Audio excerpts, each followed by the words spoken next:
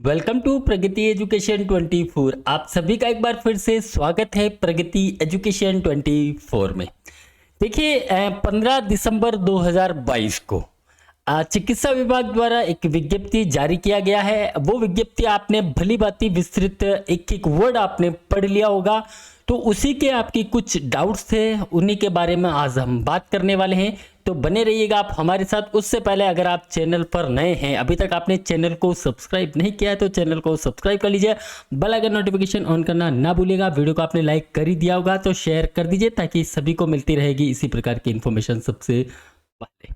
तो चलिए चलते हैं हम हमारे उस नोटिफिकेशन की तरफ। देखिए ये नोटिफिकेशन जो है 15 दिसंबर 2022 को जो विस्तृत विज्ञप्ति के रूप में जारी कर दिया गया था, जिसमें महिला स्वास्थ्य कार्यकर्ता यानी कि एएनएम, सहायक रेडियोग्राफर और लैब टेक्नीशियन के लिए विज्ञप्ति जारी किया गया था। ये विज्ञप्ति आपने कंप्लीटली चेक कर लिया है। तो विज्ञप्ति के बारे में हम बात ना करके आपके कुछ डाउट्स है उनके बारे में हम बात करना चाहते हैं। आपकी कुछ कमेंट्स आए थे, आपकी कुछ कॉल्स भी आए हैं। तो देखिए आपके डाउट्स कुछ भी नहीं है, आप लोग टेंशन में हैं, तो आप टेंशन ना लीजिए। देखिए आप अपना कर्म कीजिए, ठीक है। फल देना ऊपर वाले का काम है। तो आपके जो भी डाउट्स है अभी हम क्लियर कर देते हैं। आपको क्या संशय है, भी सभी संशय के बारे में हम बात करेंगे। फ्रेशर्स के भी बहुत सारे कॉल है, फ्रेशर्स का नंबर आएगा या नहीं आएगा, ठीक है, उन सभी के बारे में हम बात करेंगे। बोनस की गणना किस प्रकार से होने वाली है, स्पेशली फॉर मूल निवास यानी कि टीएसपी और मूल निवास जो है उसके बारे में क्या है चेंजेस, वो सभी बातें हम इसमें करने वाले हैं। तो बने रहिएगा आप हमारे साथ। देखिए विज्ञापित पदों में आरक्षण का लाभ अभ्यर्थी को नियमानुसार पात्र श्रेणी में ऑनलाइन आवेदन करने पर ही देय होगा। यह आपने पढ़ लिया होगा। देखिए राजस्थान राज्य के मूल निवासी होने से संबंधित आरक्षण के लाभ हेतु पात्रता के लिए नियमानुसार पिता के नाम से जारी किया गया मूल निवास प्रमाण पत्र या फिर विशेष मूल निवास प्रमाण पत्र अपलोड किया जाना अनिवार्य है। ये पॉइंट आप समझिएगा। आपने सारे चीज़ें पढ़ लिए, लेकिन आप बार बार कमेंट कर रहे हैं, तो ये चीज़ आप समझ लीजिए। देखिए आप सॉरी, आपके पास मूल निवास प्रमाण पत्र बना हुआ है, ठीक है। मैं महिला उन अभ्यर्थियों की बात कर रहा हूं जो टीएसपी क्षेत्र से आती है और जो नॉन टीएसपी में है। देखिए राजस्थान राज्य के मूल निवासी तो आप है, आपके पास मूल निवास बना हुआ है, लेकिन देखिए पिता के नाम का जो विशेष मूल निवास है वही मान्य होगा। जब आपकी शादी हो जाती है और आउट ऑफ आप जब चले जाते हैं, यानी कि अपने ससुराल चले जाते हैं, तो जो आपका सर्टिफिकेट है उसमें आप आपके हस्बैंड का नाम का मूल निवास जारी करवा लेते हैं, चाहे वो टीएसपी सर्टिफिकेट हो चाहे मूल निवास हो। तो यहाँ पे ध्यान देने वाली बात है कि आपको जो सर्टिफिकेट जारी है वो आपके पास, वो आपके फादर के नाम का होना चाहिए। आगे जो शादीशुदा है उनके बारे में हम बात करेंगे, तो इस पॉइंट को आप समझिएगा कि राजस्थान राज्य के जो मूल निवासी हैं वो संबंधित आरक्षण का लाभ लेने के लिए नियमानुसार पिता के नाम से जारी किया गया मूल निवास प्रमाण पत्र या फिर विशेष मूल निवास यानी कि टीएसपी सर्टिफिकेट ही अपलोड किया जाए, ये अनिवार्य है, ठीक है।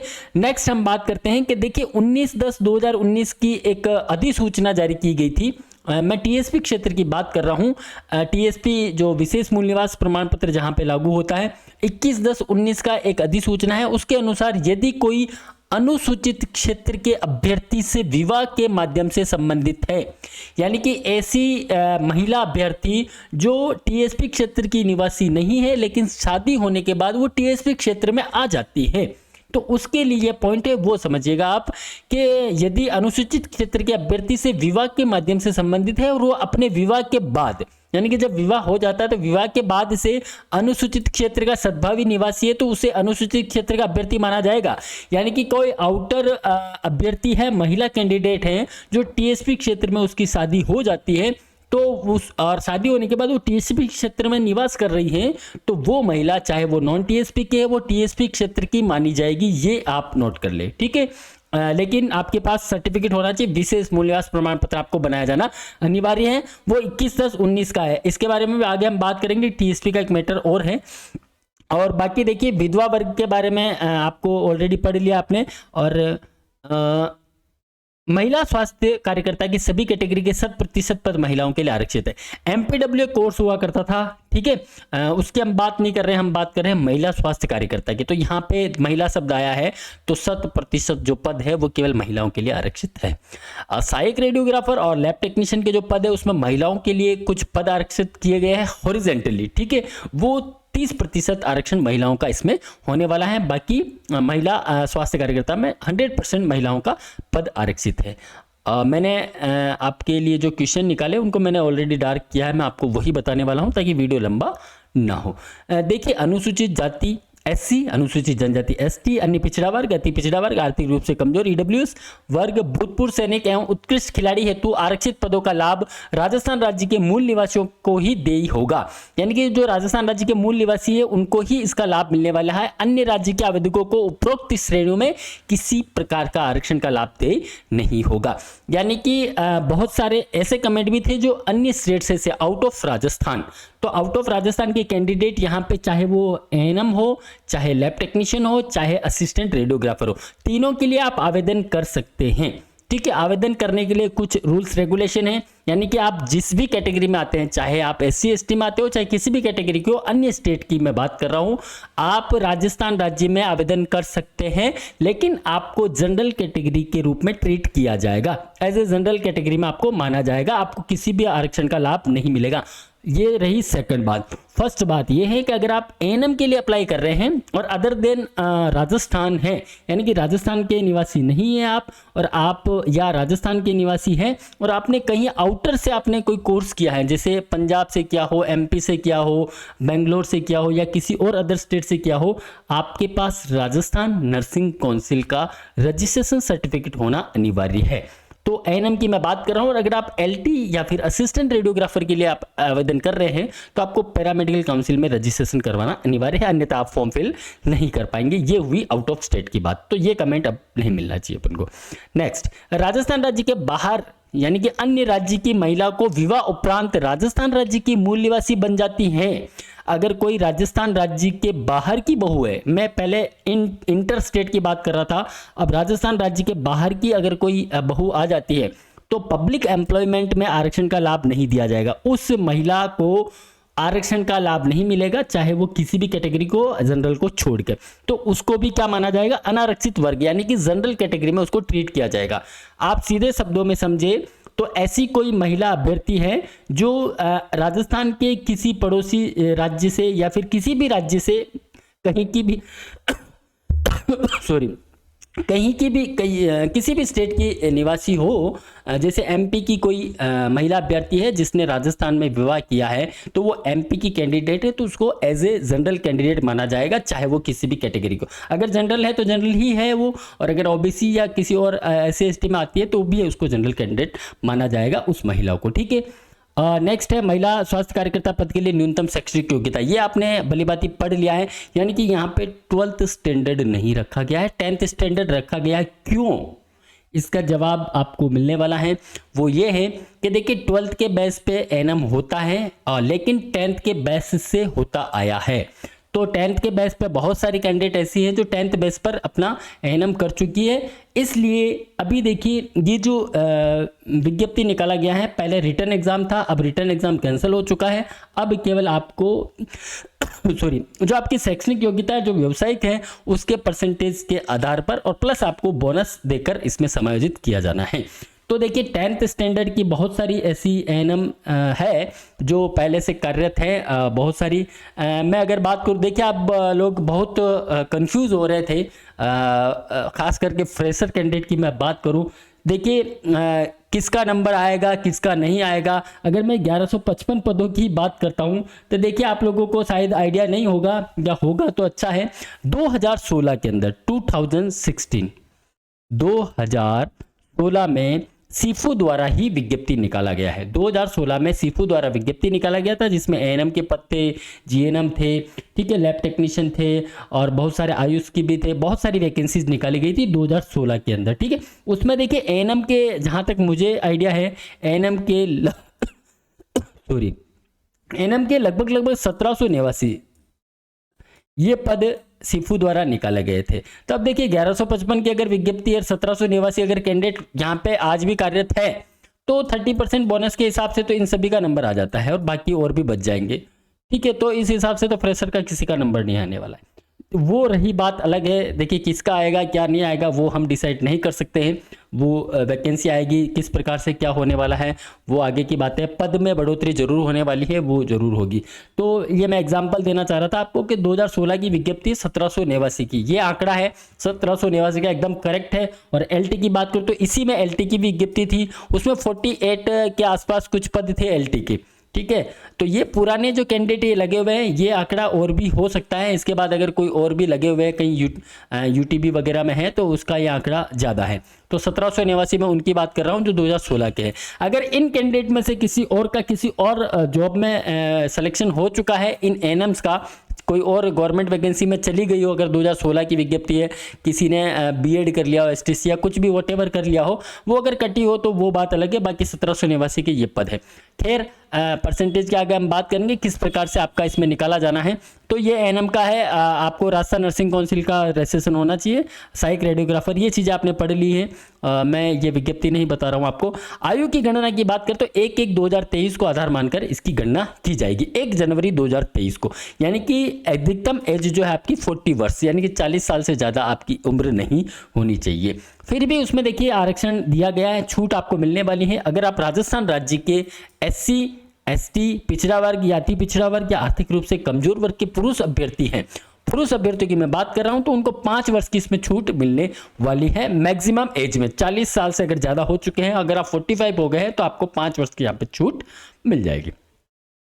सामान्य वर्ग की महिला को भी छूट मिलेगी, लेकिन वो राजस्थान राज्य की निवासी हो, ये ध्यान रखिएगा। ठीक है, 5 वर्ष की आपको यहाँ पे अधिकतम आयु सीमा में छूट मिलने वाली है। SC ST कैंडिडेट है तो उनको 10 वर्ष की छूट मिलेगी। विधवा विच्छिन्न विवाह है तो अधिकतम आयु सीमा उनकी नहीं है, लेकिन ध्यान रखिएगा कि जो 60 ईयर है, यहाँ पे लिखा है 16 ईयर का 60 साल का, तो 60 साल से कम ही होना चाहिए, ध्यान रखिएगा। अधिकतम आयु सीमा नहीं रखी गई फिर भी। और देखिए विगत 3 वर्षों से उक्त पदों पर भर्ती हेतु विज्ञप्ति जारी नहीं की गई, यानी कि इन पदों पर पिछले 3 सालों से कोई भी विज्ञप्ति नहीं आई है। इसके कारण से देखिए 1/1/2023 को अधिकतम आयु के होते हैं तो उन्हें राज्य सरकार की अधिसूचना के अनुसार 2008 की जो अधिसूचना है उसके अनुसार अधिकतम आयु सीमा में महिला स्वास्थ्य कार्यकर्ता के पद के आवेदक को 3 वर्ष की, यानी कि अगर आप एएनएम के लिए आवेदन कर रहे हैं तो 3 वर्ष की आपको अधिकतम एज में और आपको यहाँ पे छूट मिल जाएगी। और रेडियोग्राफर और एलटी के लिए कर रहे हैं तो 2 वर्ष की आपको यहाँ पे छूट मिलने वाली है। देखिए राजस्थान सेवा नियम के अनुसार सरकारी कर्मचारी है तो सेवानिवृत्ति की आयु 60 वर्ष निर्धारित है, यानी कि 60 वर्ष के बाद आपको सेवा में नहीं रखा जाता है, आपको सेवानिवृत्ति दे दी जाती है। इसलिए नियुक्ति दिनांक तक अभ्यर्थी की आयु 60 वर्ष से अधिक नहीं होनी चाहिए। चयन प्रक्रिया की बात करें तो आप लोगों ने बहुत अच्छी तरीके से पढ़ लिया है। बहुत सारे ग्रुपों में मैं देख रहा हूँ बहुत सारे कमेंट्स चल रहे हैं, फ्रेशर्स के भी चल रहे हैं, तो जो बोनस लेने वाले हैं उनके भी चल रहे हैं। तो देखिए निर्धारित शैक्षणिक परीक्षा एवं व्यावसायिक परीक्षा में प्राप्त अंकों और अनुभव आधारित देय बोनस यदि हो तो जोड़कर वरीयता के आधार पर किया जाएगा। तो ये यहाँ पे स्पष्ट हो चुका है कि आपको निर्धारित शैक्षणिक योग्यता है। देखिए मैं अभी आपको बोनस के बारे में बताने वाला हूँ। मैंने बोनस के लिए आपको एक टेबल बनाया है, ये पूरा ये मैं आपको अभी बताने वाला हूँ, तो आप वीडियो में बने रहिएगा। कुछ कन्फ्यूजन है वो मैं क्लियर कर देता हूँ पहले। तो देखिए ये बोनस की मैं बात कर रहा था, तो ये बोनस आधारित देने वाला है और आपकी योग्यता के अनुसार, और बोनस जो रहने वाले 10, 20, 30 वाले हैं। इसमें देखिए लगभग 1.5 गुना जो अभ्यर्थी है उनको इसमें बुलाया जाएगा डॉक्यूमेंट वेरिफिकेशन के लिए, सीफू द्वारा करवाया जाएगा। और ऑनलाइन आवेदन में अपलोड किए गए दस्तावेज के अतिरिक्त कोई भी दस्तावेज किसी ऑनलाइन ही आपको जो आवेदन, एक ध्यान रखिएगा आप आवेदन करते समय जो डॉक्यूमेंट है आप अपलोड करें वही अपलोड करें जो आपके पास एक्यूरेट है। उसके बाद कोई भी अगर आप देखिए ऑनलाइन आवेदन में जो आपने डिटेल एंट्री की है वो और आपके पास जो फिजिकली डॉक्यूमेंट होगा उसको मिलान किया जाएगा, ये आप ध्यान रखिएगा। महिला स्वास्थ्यकर्ता यानी कि आज 23 दिसंबर 2022 को 4 बजे से स्टार्ट होने वाले हैं इनके आवेदन, जो 22 जनवरी 2023 तक अंतिम तिथि रहने वाली है। और सहायक रेडियोग्राफर और लैब टेक्नीशियन के लिए 30 दिसंबर 2022 को आवेदन स्टार्ट होंगे, जो 29 जनवरी 2023 तक चलने वाले हैं। सीफू राजस्थान.com इसका वेबसाइट है और rajswasthya.nic.in इसका वेबसाइट है। इन दोनों वेबसाइट पर आप विजिट करके फॉर्म आवेदन ऑनलाइन कर पाएंगे। आवेदन का लिंक अभी ओपन नहीं हुआ है, जैसे ओपन होता है आपको न्यूज़ हम दे देंगे। देखिए, पात्र आवेदक एक मोबाइल नंबर से एक प्रकार के पद पर उसकी कैटेगरी टीएसपी अथवा नॉन टीएसपी हेतु केवल एक आवेदन फॉर्म ही भर सकेंगे। अर्थात एक मोबाइल नंबर से केवल एक ही आवेदन फॉर्म नहीं भरे जा सकेंगे, एक से अधिक फॉर्म नहीं। यानी कि आपके पास मोबाइल नंबर एक है और आपको 2 आवेदन करने हैं। यहाँ पे आप कंफ्यूज हो रहे थे कि सर एक ही, देखिए 2 आवेदन आप कर सकते हैं, 2 क्या आप 3 कर सकते हैं, आप 4 आवेदन कर सकते हैं, लेकिन आप समझिए कैसे कर पाएंगे। आप एएनएम हैं, ठीक है, एएनएम कैंडिडेट की मैं बात कर रहा हूँ, एएनएम कैंडिडेट है और आप टीएसपी में निवास करते हैं, टीएसपी, ठीक है, अनुसूचित क्षेत्र में आप निवास करते हैं टीएसपी में, तो आप नॉन टीएसपी जो जिले हैं या नॉन टीएसपी क्षेत्र है उसमें भी आप आवेदन कर सकते हैं, लेकिन मोबाइल नंबर आपके पास एक और दूसरा। देखिए, टीएसपी का आपने फॉर्म फिल कर दिया है एक मोबाइल नंबर को लेके, तो उस पर आपको सारी डिटेल मिल जाएगी इस नंबर के। इस नंबर को आप वापस से यूज़ नहीं कर पाएंगे।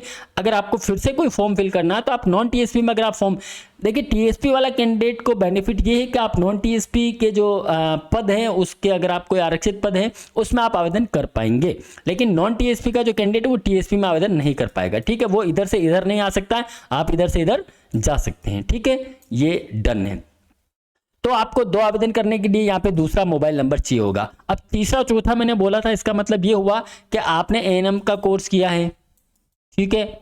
अगर आपने एलटी किया हुआ है, लैब टेक्नीशियन भी हैं आप, तो आप एक और आवेदन करना चाह रहे हैं तो आप ये एक और तीसरा मोबाइल नंबर यूज में लीजिएगा, ठीक है। आप एक से ज़्यादा आवेदन कर पाएंगे, ठीक है, लेकिन आपका मोबाइल नंबर अलग अलग होना चाहिए क्योंकि आपकी क्वालिफिकेशन भी अलग अलग और अलग अलग ईयर में एक कोर्स किया हुआ है, ठीक। आवेदक जिस श्रेणी के तहत आवेदन करने तो पात्र है उसी श्रेणी में ऑनलाइन आवेदन करें, ये ध्यान रखिएगा, है ना। ऑनलाइन आवेदन आपको भरना है, सारे दस्तावेज आपको अपलोड करने हैं, तो एकदम से करेक्ट आप आवेदन करें, और अगर आपसे हो सकता है तो ठीक है, नहीं तो आप ई मित्र पर जाकर आप आवेदन करवाएं ताकि आपके लिए कोई भी प्रॉब्लम ना होगी। त्रुटि संशोधन अवधि के दौरान ऑनलाइन आवेदन पत्र भरे जाने हेतु अंकित मूल शर्तों के निम्नानुसार किया जाएगा। अनुभव प्रमाण पत्र मूल आवेदन भरे जाने की प्रारंभ तिथि से ठीक पूर्व दिनांक तक की अवधि हेतु मान्य होंगे। यानी कि जो भी आपके एक्सपीरियंस सर्टिफिकेट है 23 तारीख को आज आवेदन फॉर्म भरे जा रहे हैं, तो कल 22 तारीख जो था, यानी कि 22 तारीख तक के जो आपके अनुभव एक्सपीरियंस है वही काउंट किए जाएंगे, उसके बाद के एक्सपीरियंस आपको काउंट नहीं होंगे। यानी कि ऑनलाइन आवेदन करने की एक दिन पहले से आपके आवेदन काउंट होंगे। आवेदन शुल्क आपने देख लिए होंगे। मैं जो मेन बताना चाह रहा था आपको, अनुसूचित जाति अनुसूचित जनजाति का प्रमाण पत्र राजस्थान राज्य के सक्षम अधिकारी द्वारा, देखिए मैं टीएसपी क्षेत्र की बात कर रहा हूं तो इसको आप एक बार पढ़ लीजिए। अनुसूचित जाति एससी, अनुसूचित जनजाति एसटी का प्रमाण पत्र राजस्थान राज्य के सक्षम प्राधिकारी द्वारा निर्धारित प्रपत्र पर पिता के नाम से जारी किया हुआ होना चाहिए। टीएसपी क्षेत्र का प्रमाण पत्र कार्मिक विभाग की अधिसूचना दिनांक 21/10/2019 के अनुसार जारी किया हुआ होना चाहिए। टीएसपी कैंडिडेट को मैं बता देना चाहता हूं कि अगर जो भी टीएसपी क्षेत्र में निवास करते हैं उनके पास एक टीएसपी यानी कि विशेष मूल निवास प्रमाण पत्र है, अगर आपके पास है तो आप खोलकर देख लीजिए। उसके अंदर आपको ये जो डेट है वो डेट मिलेगी 4/7/16। अगर किसी के इसके बाद का है तो वेल एंड गुड, आप बधाई के पात्र हैं। अगर आपके पास 4/7/16 लिखा हुआ है तो आप अपग्रेड करवा लीजिए, ठीक है, इसको आप चेंज करवा लीजिए क्योंकि इन्होंने 21/10/2019 मांग लिया है। तो 21/10/2019 का जो प्रमाण पत्र है आपको टीएसपी वाला वो मान्य होगा और वही आपको यहाँ पे अपलोड किया जाना है, ठीक है। ये बात क्लियर हो चुकी है टीएसपी कैंडिडेट के लिए। अनुसूचित जाति अनुसूचित जनजाति की जो विवाहित अविवाहित महिला आवेदक को आरक्षित प्रवर्ग का लाभ प्राप्त करने हेतु अपने पिता के नाम और निवास स्थान के आधार पर राजस्थान राज्य के सक्षम प्राधिकारी द्वारा विहित प्रारूप में नियमानुसार जारी जाति प्रमाण पत्र विस्तृत आवेदन पत्र के साथ प्रस्तुत करना आवश्यक है। ध्यान रखिएगा, है ना, ये आपके पिता के नाम से होना चाहिए तो ही मान्य होगा, अन्यथा नहीं होगा। अन्यथा उसे वर्ग का लाभ देय नहीं होगा। पति के नाम व निवास स्थान के आधार पर जारी प्रमाण पत्र जाति प्रमाण पत्र मान्य नहीं होंगे। यानी कि आपके मूल निवास भी आपके फादर के नाम की चाहिए और आपका जो कास्ट सर्टिफिकेट है वो भी आपके फादर के नाम का होना चाहिए। पति के नाम का यानी कि जहाँ पे आप निवास कर रहे हैं पति के घर पे, तो उस एरिया का आपका जाति प्रमाण पत्र अगर आपने वहाँ बनाया तो वो मान्य नहीं होगा, ये आप ध्यान रखिएगा, ठीक है। इसी प्रकार से ईडब्ल्यूएस के लिए है और विधवा श्रेणी का आपको बता ही दिया है। हाँ, एक चीज और है जो मैं विवाहित महिलाएं हैं, विवाहित अभ्यर्थी जो है उनके बारे में बात करना चाहूंगा। राज्य सरकार के जो परिपत्र है 22/5/2006, इसके अनुसार इस परिपत्र के जारी होने के दिनांक से राजकीय सेवा में नियुक्ति हेतु विवाह पंजीयन कराया जाना अनिवार्य किया गया है। यानी कि ऐसे अभ्यर्थी द्वारा यदि विवाह पंजीयन नहीं करवाया गया है तो इस नियुक्ति के पात्र नहीं माने जाएंगे। कहने का मतलब है, अगर आपका विवाह हो चुका है, अगर आप कोई तथ्य छुपाते हैं सरकार से कि आपका विवाह होने के बाद भी अगर आप अनमैरिड कर रहे हैं उसको, तो ये आपके लिए घातक साबित हो सकता है। ठीक है, तो विवाह पंजीयन आपने अगर नहीं करवाया है तो विवाह पंजीयन आप करवाएं। उक्त परिपत्र जारी होने की तिथि से पूर्व विवाहित अभ्यर्थी जिन्होंने विवाह पंजीयन नहीं करवाया है उनके द्वारा इस आशय का शपथ पत्र प्रस्तुत करना होगा कि हमने अभी नहीं करवाया, अब करवाएंगे। ठीक है, ऐसा कोई अभ्यर्थी जिसके 1 जून 2002 के पश्चात, ये संतानों की बात करें 2 या 2 से अधिक संतान है तो वो भी इसके लिए पात्र नहीं होंगे 2002 के बाद। तो आई थिंक 2002 के बाद तो कोई कैंडिडेट होगा नहीं यहाँ पे। पुलिस सत्यापन बाद में होगा, हेल्थ सर्टिफिकेट भी आपका बाद में बनेगा। अनुभव के आधार पर बोनस अंकों की अगर मैं बात करूं तो विज्ञापित पद के समरूप कार्य करने की सेवा अवधि आधारित बोनस अंक नियमानुसार देय होंगे। यानी कि जो भी आपके 10, 20 और 30, मैक्सिमम 30, यानी कि 10 नंबर, 20 नंबर और 30 नंबर का आपको बोनस मिलने वाला है जो ऑलरेडी कार्यरत है, चाहे वो देखिए संविदा पर हो, व्यक्तिगत अनुबंध से हो, एसआई आधार पर हो, यूटीबी पर हो, एमआरएस से हो, प्लेसमेंट एजेंसी से हो, एनजीओ से हो, 108 से हो, पीपीपी मोड से हो, किसी भी से भी हो, उनको अनुभव आधारित बोनस अंक देय होंगे जो आवेदन की अंतिम तिथि तक जारी किए गए अनुभव प्रमाण पत्र ही मान्य होंगे। ठीक है, और अवधि की गणना आपको पहले बता चुके हैं कि 1 दिन पहले माना जाएगा। आवेदक द्वारा पृथक पृथक अनुभव अवधि का अंकन ऑनलाइन आवेदन। देखिए, अगर आपने कहीं अलग अलग जिलों में या एक ही जिले में अलग अलग जगह या जहां से भी आपने अलग अलग वर्क में काम किया है तो अलग अलग जगह का अलग अलग आप अनुभव प्रमाण पत्र लगाएं। आप जितने साल का बनवा रहे हैं तो अलग अलग से आप उसको अपलोड किया जाना है, ये ध्यान रखिएगा। बाकी देखिए, हाँ, इसका एक मैसेज आता है, निजी क्षेत्र में संचालित चिकित्सालय अगर कोई है, वहां पे अगर कोई कार्यरत है या कोई भी विभाग है निजी क्षेत्र का, उसके बोनस नहीं मिलने वाले हैं। ठीक है, आप ये लिख लीजिए। या अन्य राज्य के कोई भी है, यानी कि अदर स्टेट के भी कोई भी एक्सपीरियंस सर्टिफिकेट मान्य नहीं होंगे। और राजस्थान राज्य में भी अगर कोई निजी क्षेत्र में कोई भी चिकित्सालय है या कोई विभाग है, उसके आप बोनस लेना चाहते हैं तो वो आपको नहीं मिलने वाले। ठीक है, ऑनलाइन आवेदन में अनुभव के संबंध में ये डिटेल है, ये आपने पढ़ी लिया होगा। और ओके, यदि अभ्यर्थी द्वारा शैक्षणिक अथवा व्यावसायिक योग्यता पूरक परीक्षा के माध्यम से उत्तीर्ण की गई है तो उसको अभ्यर्थी को पूरक परीक्षा के प्राप्तांक जोड़कर ही सम्मिलित किया जाएगा। इसमें आपको ज़्यादा जानने की जरूरत नहीं है, कोई दिक्कत नहीं है। आवेदन जो आप भरेंगे वो अंग्रेजी भाषा में भरें, हिंदी में कोई भी यूज में ना ले उसको। ठीक है, इंग्लिश मीडियम में ही आप फॉर्म फिल करें, आपके लिए अच्छा रहेगा।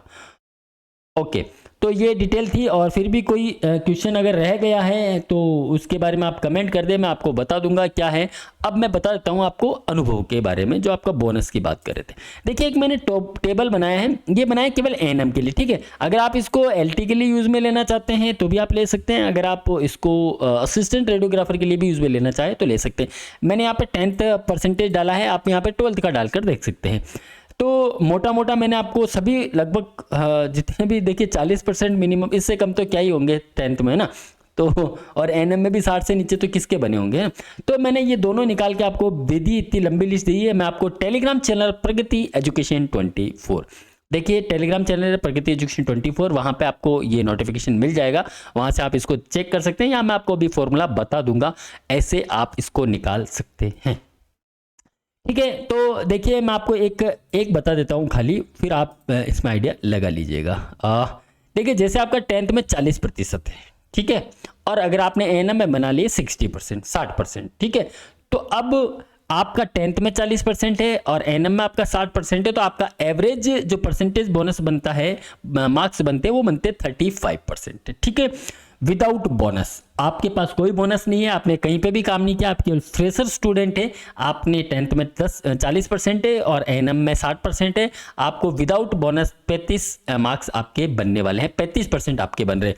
आगे चले तो देखिए सीक्वेंस वाइज ही बना रखा है, हो सकता है आपके 10th में 90% हो और एएनएम में आपने 85 बना लिए हो, तो आपको विदाउट बोनस के 61.25% आपका बन रहा है। हो सकता है आपके 10th में 100% हो और आपने यहाँ पे 90% बना लियो तो भी आपके 66.50% बनने वाले हैं विदाउट बोनस। वापस ऊपर चलते हैं, जैसे आपके 10th में 40% थे और एएनएम में आपके 60% थे, आपने 35% विदाउट बोनस के बना लिए, लेकिन आपने एक साल कहीं काम किया तो आपको 10% यानी कि 10 नंबर यहाँ पे मिलने वाले हैं। तो 35 प्लस 10 यानी कि 45 हो जाते हैं। अगर आपने सॉरी 2 साल काम किया है तो आपके 55 बन जाएंगे और अगर आपने 3 साल काम किया तो 65% आपके बन जाएंगे। ठीक है, यानी कि एक ऐसा कैंडिडेट है जो फ्रेशर कैंडिडेट है जिसके 35 बन रहे हैं और एक वही कैंडिडेट है जिसका 10th में भी यही है और एएनएम में भी वही परसेंटेज है, लेकिन उसने 3 साल अगर कहीं काम किया तो 65% उसके बनने वाले हैं। तो इसी प्रकार से टेबल बना लिए, आप यहाँ से देखना चाहें तो देख सकते हैं। जैसे मैं बात करता हूँ इस परसेंटेज की, मैंने पॉइंट वाले परसेंटेज भी लिए हैं ताकि आपको कुछ कन्फ्यूजन ना हो, और मैं आपको अभी बता दूंगा किस प्रकार से आप निकाल सकते हैं, तो आप खुद निकाल पाएंगे इसको। देखिए 10th में आपके 64.67% और एएनएम में आपने बनाए 81.50%, तो इन दोनों को मिला के बनता है आपका 51.16%। ठीक है, अगर आपका बोनस आपके पास है 10% का तो आपको 61 हो गए और 71 हो गए 20 से, और 30 है तो 81 हो गए, अगर नहीं है तो 51 रहने वाले। इसी प्रकार से 54% आपके 10th में है और 80% अगर आपका एएनएम में है तो आपको बनने वाले हैं 46.90%। ये डिपेंड करेगा आप किस कैटेगरी में है, उस हिसाब से मेरिट बनने वाली है, चाहे आप SC ST में हो, है ना, जिस भी जनरल में हो। ये 56, 66 और 70 ये परसेंटेज आप जोड़ सकते हैं। ये टेबल आपको अभी हम प्रोवाइड करवा देते हैं। मैं आपको परसेंटेज की बात कर रहा था, देखिए मैं आपको एक परसेंटेज निकाल के बता देता हूँ। मैं खोल लेता हूँ मेरा कैलकुलेटर और उससे आपको ये कैलकुलेटर आ गया हमारा। ओके, यहाँ चलते हम, जैसे इसी की बात कर लेते हैं। देखिए 10th में आपके हैं 40 प्लस एएनएम में बने आपके 60। ठीक है, ये हो गया आपका 100%। ठीक है, इसको अपन डिवाइड करेंगे 2 से, ये हो गया आपका 50 और इसका अपन को निकालना है 70%। ये 70%, ये मिल गया आपको 35%। ठीक है, यानी कि 10th में आपका जो भी परसेंटेज है वो आप पहले लिख लीजिए, फिर आप प्लस कीजिए आपके एएनएम के परसेंटेज को। टोटल प्लस होने के बाद आपको जो भी वैल्यू मिलती है उसको आप डिवाइड करेंगे 2 से। जैसे आप 2 से डिवाइड करेंगे, जो आपको वैल्यू मिलती है उसका आप निकाल लेंगे मल्टीप्लाई करके 70, जो भी आपको वैल्यू मिलेगी उसका आपको निकालना है 70%। ठीक है, तो ये आपका 35% बन जाएगा। 40 प्लस 60, ये हो गया आपका 100%। इसको अपन डिवाइड करेंगे 2 से तो ये आपका आएगा 50 और इसको अपन निकालेंगे 70%। ठीक है, मल्टीप्लाई 70%, ये आपका 35% हो गया। ठीक है, इस प्रकार से आप आपका जो बोनस जो मार्क्स है वो आप इस टाइप से निकाल सकते हैं। आप 35 आपका आ गया है, इसके बाद आप 10, 20, 30 आप ऑलरेडी इसमें ऐड कर सकते हैं। 35 आए तो 10% 45 हो गया, 55 65 हो गया। इस प्रकार से आप आपका काउंटिंग कर सकते हैं। फिर भी आपको कोई कन्फ्यूजन है तो आप कमेंट्स कर सकते हैं। थैंक यू, धन्यवाद, लव यू ऑल, बने रहिए आप हमारे साथ।